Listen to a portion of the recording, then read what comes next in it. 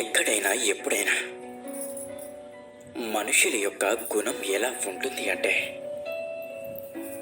మన కళ్ళ ముందు వచ్చిన వాళ్ళు మనకంటే ముందు వెళ్తున్నారంటే తట్టుకోలేము.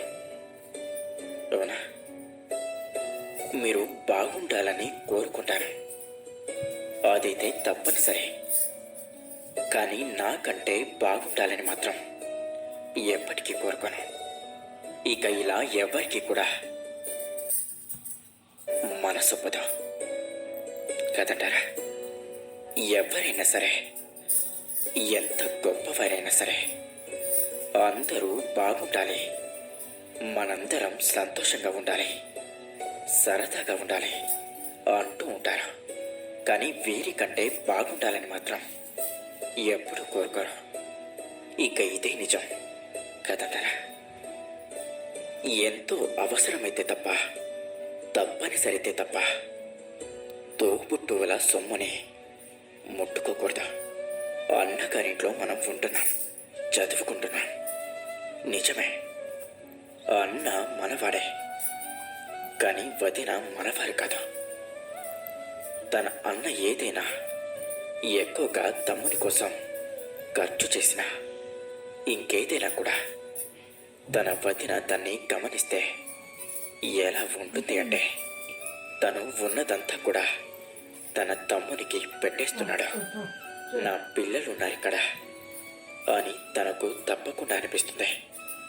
ఇక అందులో తప్పేమీ లేదు. ఎప్పుడైనా కూడా అన్నగారి తరువాతే వదిన గారి తరువాతే, అన్నగారి యొక్క పిల్లల తరువాతే మనం.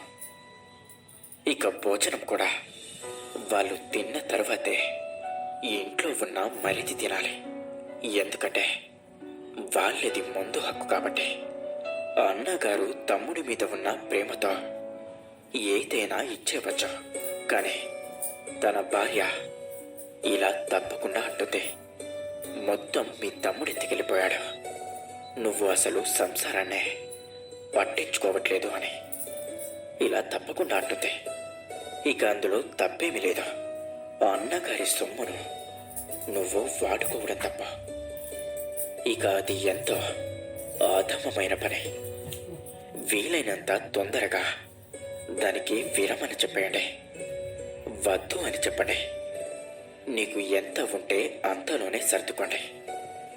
లేదంటే ఇక అది ఎన్నో అనర్థాలకి దారితీస్తుంది.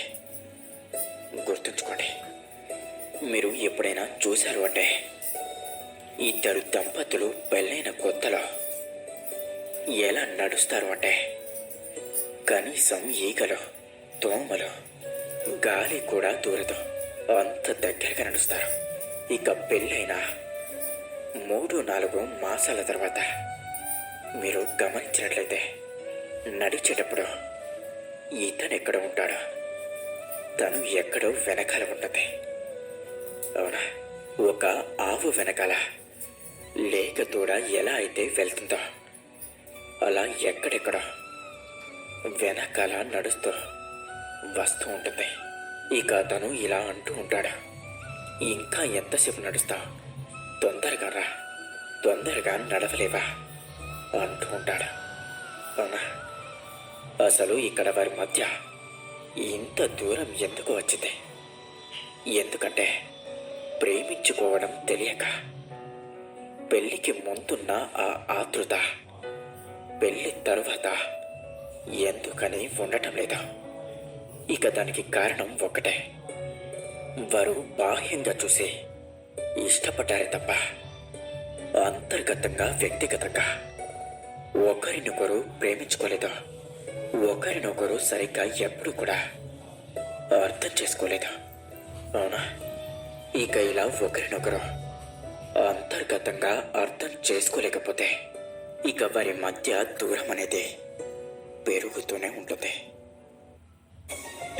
గుర్తుంచుకోండి, మీరు ఎప్పుడైనా సరే, ఎవరైనా సరే కొత్త వ్యక్తులతో మాట్లాడేటప్పుడు ఎంతో జాగ్రత్తగా ఉండడం నేర్చుకోండి.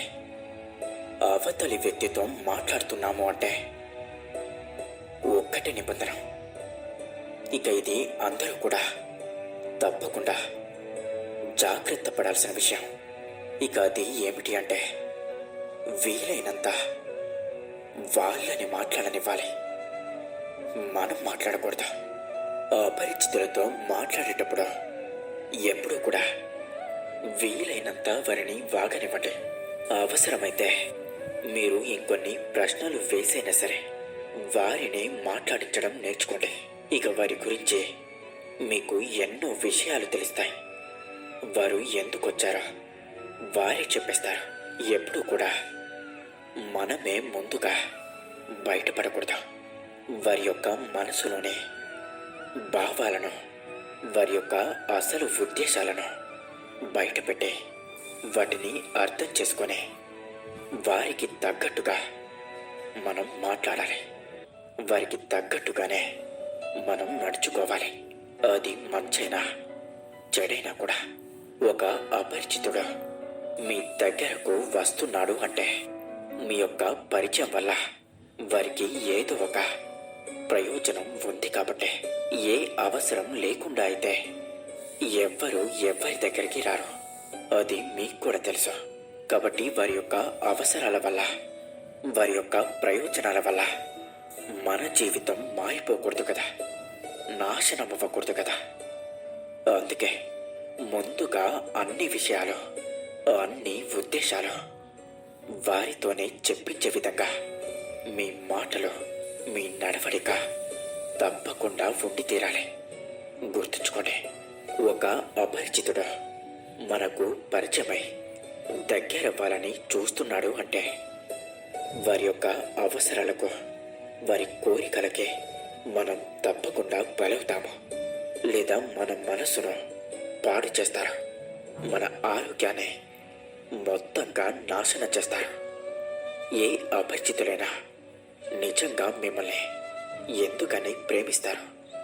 వారు తప్పకుండా మీ యొక్క బాహ్యాందాన్ని చూసి మాత్రమే మీ దగ్గరికి వస్తారు.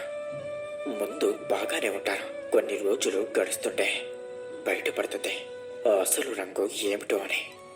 కాబట్టి వీలైనంత జాగ్రత్తగా మాట్లాడండి. వీలైనంత జాగ్రత్తగా నడుచుకోండి.